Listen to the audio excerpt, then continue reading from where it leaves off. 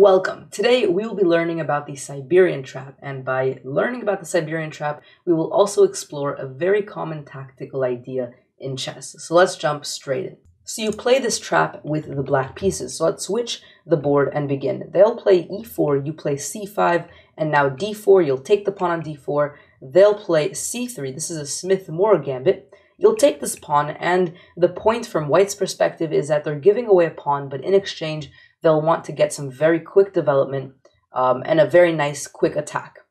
And what you're going to do here is simply do the same thing. You're going to develop your pieces as quickly as possible. So knight to c6, knight to f3, and now e6, looking to develop your dark square bishop, also looking to, in some cases, push d5, and if there was an exchange happening in the center, this bishop could also come out onto this long diagonal.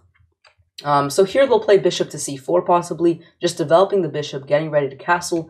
You'll play queen to c7, they'll castle, you'll develop your knight, and now queen to e2, getting ready to develop this final piece and connect the rooks.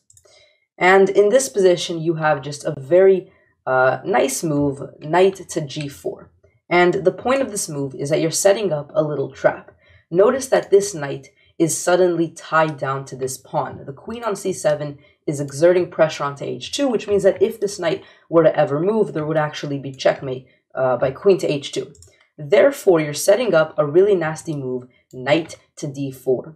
And let me show this. So let's say they play h3. You don't even move your knight. Instead, knight to d4 because you're attacking the queen, which of course is much more powerful than the knight, so they won't take here. And they can't take with the knight either because of the same reason as before. The queen is still attacking, and even though the knight is under attack, it is still there for right now, so this is checkmate.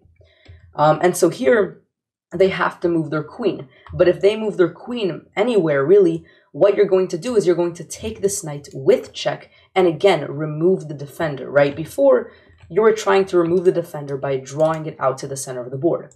You could also, if they move their queen, like I just showed it, remove the defender by taking it with check. They'll have to take it back. It doesn't matter with what, because regardless, you have queen to h2 checkmate.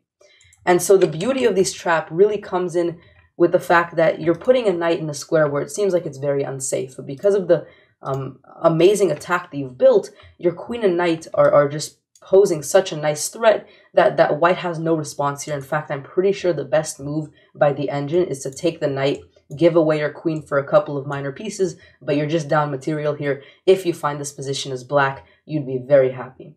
Now what we're going to do is we're going to look at other real game scenarios where a similar tactical idea was used, where you removed a defender in order to continue some sort of attack. Because I think the most important thing when dealing with traps is not necessarily memorizing one specific trap, because the chance that you're going to get this exact line in your game is quite small. But rather, you should try to kind of obtain the general ideas and the general reasons that these traps works. So in other positions where you have potentials to do these types of traps, you'll be able to understand them and you'll be able to perform them. So let's move on to some other games where similar ideas were performed. So here is one real game example where you see the similar idea of removing the defender. So you can take a moment, try to find the solution. This was a game between Karpov and another player, so you can see that this happens at the highest level of chess. And at this point, I will go over what happened in the game. Karpov found this very beautiful idea, rook takes f7, giving away the rook, but by doing so, removing the defender of this pawn, and therefore queen takes g6 check. The king moves to f8, queen takes h6, and here it's actually a forced mate regardless of where the king goes. I'll show some of the lines. If the king goes here, you have queen to g7 check, followed by mate. Similarly, if the king goes here, this actually transposes. If the king goes back to this square, you give this check here, and this is mate. And so, well, I guess it didn't transpose, but you get a similar mating idea with the bishop and queen cutting off all these squares along with the pawn. And so you can see how by removing the defender of this pawn, you allowed both your queen and your bishop to infiltrate. And so this sacrifice was certainly justified. Let's look at another example. And so here's another position. You're playing as White, and again, we're dealing with players rated like 2,600. And so this really happens all the time at high-level chess. Now, in this case, you're not going to win the game. You're not going to have checkmate. You're not going to win a whole lot of material, but it is still using this tactic to win a pawn. The move is knight takes e6.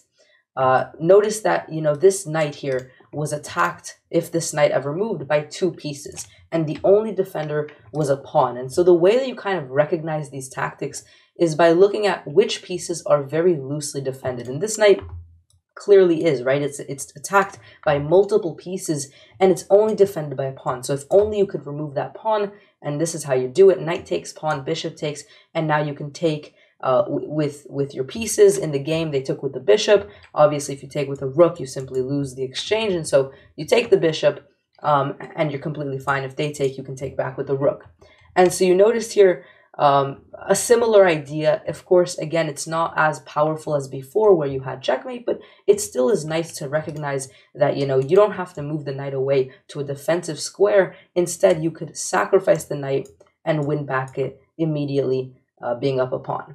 Let's move on to a final example. Here, again, you're playing as white, and once again, you're not going to win the game in this example, but it is still nice to notice the relationship between these 2 pieces. The bishop is very loosely defended only by the knight, so you can simply take the knight, whatever they take back with. In the game they took with the pawn, you can take the bishop, and you've won 2 minor pieces for a rook, which isn't winning the game, it isn't winning a queen, but it is still slightly better for white. And so you can see from these 3 examples and the trap, the power of removing the defender. Hopefully you guys learned a little bit from this video. If you guys did, hit that like button, also subscribe, and I'll see you guys next time. Peace out.